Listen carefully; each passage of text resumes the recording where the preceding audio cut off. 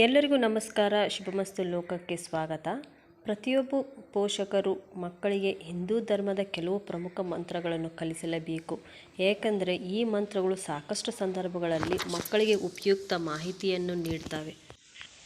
ಮಕ್ಕಳು ಈ ಕೆಲವು ಅದ್ಭುತ ಮಂತ್ರಗಳನ್ನು ಪಠಿಸುವುದರಿಂದ ಮಕ್ಕಳ ಮನಸ್ಸು ಚಂಚಲವಾಗದೆ ಒಳ್ಳೆಯದನ್ನು ಮಾಡಲು ಪ್ರೇರೇಪಿಸುತ್ತದೆ ಎನ್ನಬಹುದು. ಮಕ್ಕಳು ಕೆಟ್ಟ ದಾರಿಯಲ್ಲಿ ಹೋಗುವುದನ್ನು ತಡೆಯುತ್ತವೆ ಈ ಮಂತ್ರಗಳು. ಅವರ ಮನಸ್ಸನ್ನು ಉತ್ತಮಗೊಳಿಸುವಲ್ಲಿ ಈ ಮಂತ್ರಗಳು ತುಂಬ ಸಹಾಯ ಮಾಡಲಿವೆ. ಮಕ್ಕಳು ಕಲಿಯಬೇಕಾದ ಮಂತ್ರಗಳು ಯಾವೆಂದರೆ, ಮೊದಲನೆಯ ಮಂತ್ರ ಗಾಯತ್ರಿ ಮಂತ್ರ. ಓಂ ಭೂರ್ಭುವಃ ಸ್ವಃ ತತ್ಸವಿತುರ್ವರೆಣ್ಯಂ ಭರ್ಗೋ ದೇವಸ್ಯ ಧೀಮಹಿ ಧಿಯೋ ಯೋ ನ ಪ್ರಚೋದಯಾತ್. ಪ್ರತಿಯೊಂದು ಮಗುವಿಗೂ ಬಾಲ್ಯದಲ್ಲಿಯೇ ಕಲಿಸಬೇಕಾದ ಮಂತ್ರವೆಂದರೆ ಗಾಯತ್ರಿ ಮಂತ್ರ. ಗಾಯತ್ರಿ ಮಂತ್ರವನ್ನು ವೇದಗಳ ತಾಯಿ ಎಂದು ಕರೀತಾರೆ ಮತ್ತು ಗಾಯತ್ರಿ ಮಂತ್ರವು ಬ್ರಹ್ಮಾಂಡವು ನಮಗೆ ನೀಡಿರುವ ದೈವಿಕ ಮತ್ತು ಬುದ್ಧಿವಂತಿಕೆಯ ಒಂದು ಸಣ್ಣ ಸಾರವಾಗಿದೆ ಅಂತ ಹೇಳ್ಬೋದು. ಗಾಯತ್ರಿ ಮಂತ್ರವನ್ನು ಪಠಿಸುವುದು ಸರ್ವೋಚ್ಚ ಶಕ್ತಿ ಆಹ್ವಾನಿಸುತ್ತದೆ ಮತ್ತು ಮನಸ್ಸಿನಿಂದ ಯಾವುದೇ ರೀತಿಯ ಅಜ್ಞಾನವನ್ನು ತೆಗೆದುಹಾಕಲು ಮತ್ತು ಬುದ್ಧಿವಂತಿಕೆಯಿಂದ ತುಂಬಲು ಸಹಾಯ ಮಾಡುತ್ತದೆ. ಹೀಗಾಗಿ ಮಕ್ಕಳು ಗಾಯತ್ರಿ ಮಂತ್ರವನ್ನು ಪಠಿಸುವುದು ತುಂಬ ಒಳ್ಳೆಯದು. ಇನ್ನು ಎರಡನೆಯ ಮಂತ್ರ ಯಾವುದಪ್ಪ ಅಂತಂದರೆ ಓಂ ನಮಃ ಶಿವಾಯ. ಓಂ ನಮಃ ಶಿವಾಯ ಎಂಬ ಸರಳ ಮಂತ್ರ ಪಠಣವು ಅತ್ಯಂತ ಶಕ್ತಿಯುತವಾಗಿದೆ ಮತ್ತು ದೈವಿಕ ಶಕ್ತಿಯಿಂದ ತುಂಬಿದೆ. ಇದು ಅತ್ಯಂತ ಶಕ್ತಿಶಾಲಿ ಶಿವಮಂತ್ರಗಳಲ್ಲಿ ಒಂದಾಗಿದೆ ಮತ್ತು ಸರಳವಾಗಿ ನಾನು ಶಿವನ ಮುಂದೆ ತಲೆಬಾಗುತ್ತೇನೆ ಎಂಬರ್ಥವನ್ನು ತಿಳಿಸುತ್ತದೆ. ಓಂ ನಮಃ ಶಿವಾಯ ಈ ಮಂತ್ರವು ದೈವಿಕತೆಯು ಎಷ್ಟು ಪ್ರಬಲವಾಗಿದೆ ಮತ್ತು ಶಕ್ತಿಯುತವಾಗಿದೆ ಮತ್ತು ನಾವು ಅವರಿಗೆ ಹೇಗೆ ತಲೆಬಾಗಬೇಕು ಎಂಬುದನ್ನು ಅರಿತುಕೊಳ್ಳುವ ಮೂಲಕ ಮಕ್ಕಳ ಮನಸ್ಸಿನಲ್ಲಿ ನಮ್ರತೆಯ ಭಾವ ಹುಟ್ಟಿಸುತ್ತದೆ. ಮಕ್ಕಳಿಗೆ ಮಾನಸಿಕವಾಗಿ ಹೆಚ್ಚು ಸ್ಥಿರವಾಗಿರಲು ಸಹಾಯ ಮಾಡುತ್ತದೆ ಅಂತ ಹೇಳ್ಬೋದು. ಮಕ್ಕಳು ಕಲಿಯಬೇಕಾದ ಮತ್ತೊಂದು ಮಂತ್ರ ಯಾವುದೆಂದರೆ ಹನುಮಾನ ಚಾಲಿಸ. ಹನುಮಾನ ಚಾಲಿಸ ಚಿಕ್ಕ ಮಕ್ಕಳಿಗೆ ಪಠಿಸಲು ಮತ್ತು ಕಂಠಪಾಠ ಮಾಡಲು ಸಾಕಷ್ಟು ಉದ್ದವಾಗಿದೆ ಎಂದು ಎಲ್ಲರೂ ತಿಳಿದುಕೊಳ್ಳುತ್ತಾರೆ, ಆದರೆ ಅದು ತುಂಬ ಸರಳವಾಗಿದೆ. ಹನುಮಾನ ಚಾಲಿಸ ಭಗವಾನ್ ಹನುಮಂತನ ಅತ್ಯುತ್ತಮ ಭಕ್ತಿ ಸ್ತೋತ್ರಗಳಲ್ಲಿ ಒಂದಾಗಿದೆ. ಆಂಜನೇಯನು ಭಕ್ತಿ, ಶಕ್ತಿ ಮತ್ತು ನಿಸ್ವಾರ್ಥಕತೆಯ ಪ್ರತಿರೂಪನಾಗಿದ್ದಾನೆ. ಹನುಮಾನ ಚಾಲಿಸದ ಪ್ರತಿಯೊಂದು ಪದ್ಯವು ಆಂಜನೇಯನ ಜೀವನ, ಸದ್ಗುಣಗಳು, ಗುಣಲಕ್ಷಣಗಳು ಮತ್ತು ಭಗವಾನ್ ರಾಮನಿಗೆ ಅವನು ಅಚಲವಾದ ಸಮರ್ಪಣೆಯ ಬಗ್ಗೆ ವಿವರಿಸುತ್ತದೆ.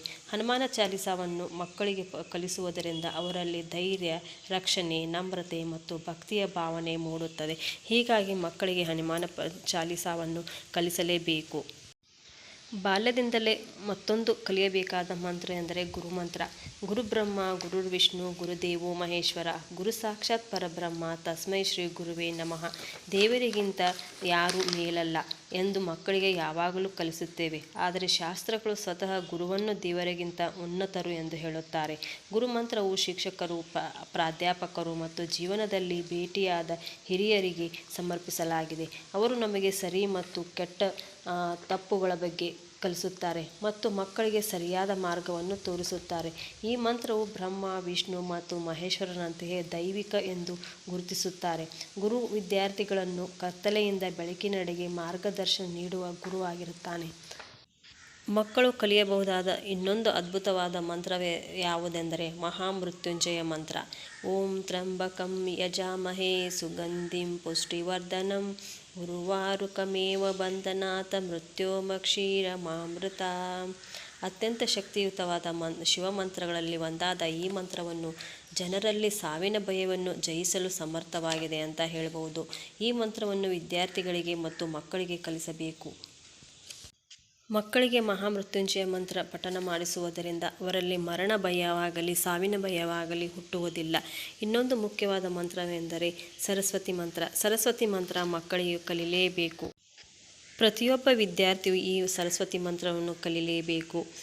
ಯಾ ದೇವಿ ಸರ್ವಭೂತೇಷು ವಿದ್ಯಾರೂಪೇಣ ಸಂಸ್ಥಿತ ನಮಸ್ತಸ್ಸೇ ನಮಸ್ತಸ್ಸೇ ನಮಸ್ತಸ್ಸೇ ನಮೋ ನಮಃ. ಅಮ್ಮ ಸರಸ್ವತಿಯು ಬುದ್ಧಿವಂತಿಕೆ ಮತ್ತು ಬುದ್ಧಿಶಕ್ತಿಯ ಆಶೀರ್ವಾದವನ್ನು ನೀಡುವ ದೈವಿಕ ಶಕ್ತಿಯನ್ನು ಹೊಂದಿರುವವಳು.